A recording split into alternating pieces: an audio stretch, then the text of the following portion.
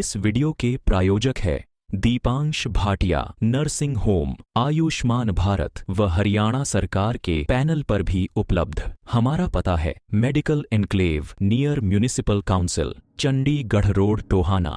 हरियाणा के कई इलाकों में भारतीय जनता पार्टी और जननायक जनता पार्टी के नेताओं का विरोध हो रहा है। विशेषकर हिसार और सिरसा में दोनों दलों के नेताओं को खासे विरोध का सामना करना पड़ रहा है। यहां तक कि पूर्व सीएम मनोहर लाल भी इससे बच नहीं पा रहे। हिसार के बरवाला में उन्हें विरोध का सामना करना पड़ा, लेकिन पुलिस ने वक्त रहते ही प्रदर्शनकारियों को हिरासत में ले लिया था। खास बात है कि लोगों के समक्ष दोनों दलों के नेता अपनी स्थिति स्पष्ट कर चुके हैं, फिर भी बात नहीं बन पा रही। ऐसे में कांग्रेस के राज्यसभा सांसद दीपेंद्र हुड्डा ने लोगों से बीजेपी और जेजेपी नेताओं से व्यवहार को लेकर बड़ा बयान दिया है। दीपेंद्र हुड्डा ने कहा है कि बीजेपी और जेजेपी नेताओं और उम्मीदवारों को गांवों और शहरों में जाने पर नाराजगी का सामना करना पड़ रहा है।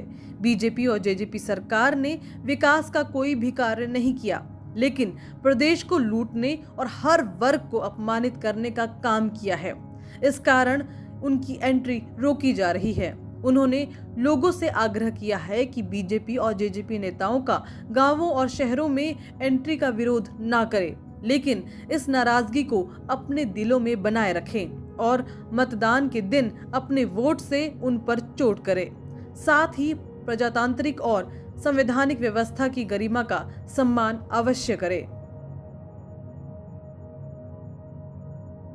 जेजेपी जो कह रही है कि उनको गांव में एंटर करने से रोकने में या कोई भी, तो उस पर मैं अपनी बात पहले भी कह चुका हूं, मैं दोबारा रिपीट करना चाहता हूं। आज जो नाराजगी का सामना दुष्यंत चौटाला जी को, अजय चौटाला जी को, भाजपा के सभी उम्मीदवारों को जो गांव में शहरों में जा रहे हैं और नाराजगी का सामना करना पड़ रहा है, लोगों की भावनाएं हम समझ सकते हैं, क्योंकि सरकार ने 5 साल केवल प्रदेश को लूटने का काम किया और हर वर्ग को अपमानित करने का काम किया। कोई काम हुआ नहीं प्रदेश में। लेकिन मैं प्रदेशवासियों से यही अपनी ओर से कहना चाहता हूं कि ये जो नाराजगी है, इसको अपने दिल में, इस गुस्से को अपने दिल में रखें और इस नाराजगी का इजहार जब मतदान हो हरियाणा में वोट की चोट से इस नाराजगी का इजहार करें। मैं प्रदेशवासियों से कहना चाहता हूं कि भाजपा जजपा की लोकसभा के सदन में एंट्री रोके जाए वोट की चोट से।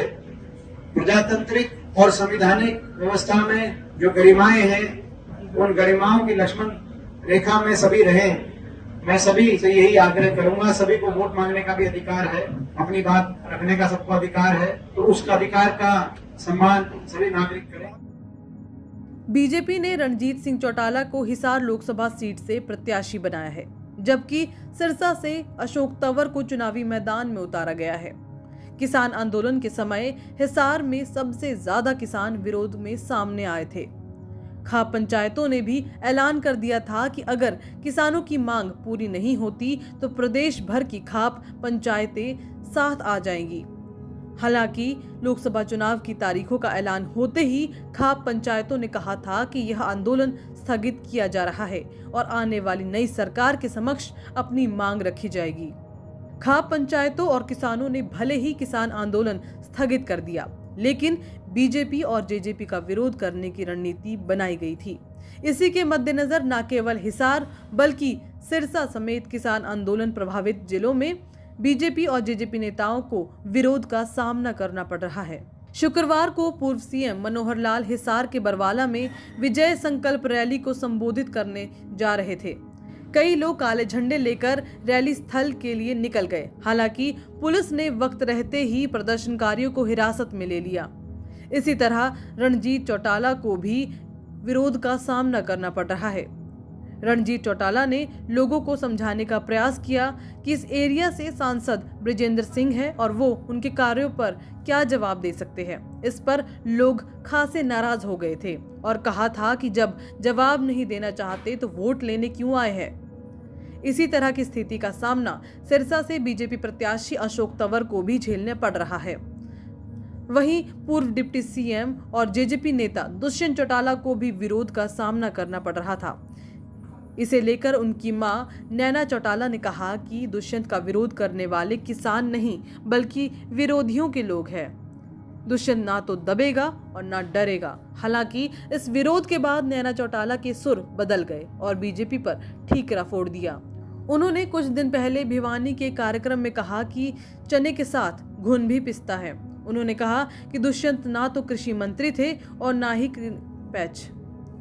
उन्होंने कहा कि दुष्यंत ना तो कृषि मंत्री थे और ना ही केंद्र में मंत्री थे, इसलिए किसानों को उनका विरोध नहीं करना चाहिए।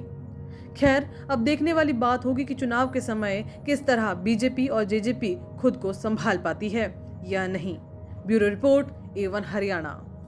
लेटेस्ट वीडियोस के लिए अभी सब्सक्राइब करें A1 हरियाणा को और प्रेस करें बेल आइकन ताकि सभी अपडेट्स आपको मिले सबसे पहले।